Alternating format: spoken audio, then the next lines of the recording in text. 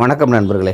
இன்றைக்கி நம்ம செங்கல்பட்டு பக்கத்தில் பாலாரை ஒட்டி இருக்கக்கூடிய சாலவாக்கம் அப்படிங்கிற கிராமத்தில் ஸ்ரீ சொர்ணபுரீஸ்வரர் கோவிலை பற்றி தான் இன்றைக்கி நம்ம பார்க்க போகிறோம். சொர்ணம் அப்படின்னா தங்கம். இது ஒரு 17ஆம் நூற்றாண்டை சேர்ந்த கல்கோவில்.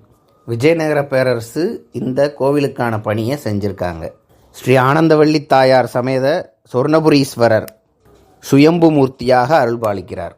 முன்பு ஒரு காலத்தில் சும்பன் நிசும்பன் அப்படிங்கிற அசுரர்களை அழிக்கிறதுக்காக காளி அவதாரம் எடுக்கிறாங்க. காளியின் அவதார நோக்கம் முடிஞ்சதுமே தன் நிறம் மாறுறதுக்காக சிவலிங்கத்தை பூஜை பண்ணுறாங்க. பூஜை பண்ணதுமே அவங்களுடைய நிறம் மாறுது. அதனால தான் சுவாமிக்கு சொர்ணபுரீஸ்வரர்னு பேர். அதாவது காளிக்கு சாந்த சுரூபமான பழைய மேனியை தங்க மேனியை கொடுத்ததுனால இந்த இடத்துக்கு சொர்ணபுரீஸ்வரர் அப்படின்னு இறைவனுக்கு பேர்.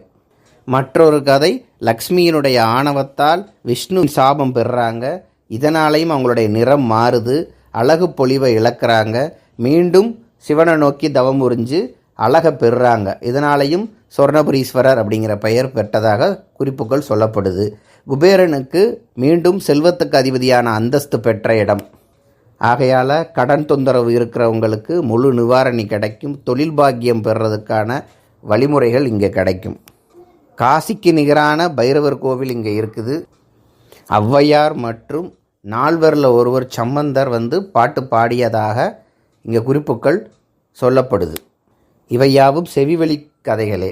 எதனாலனா 300 வருடங்களுக்கு முன்னாடி தான் கோவிலுடைய கட்டுமானம் கட்டிடக்கலைக்குடைய சான்று இருக்கே தவிர்த்து முன்பு உள்ள கதைகளுக்கு சான்றுகள் கிடையாது. நன்றி, வணக்கம்.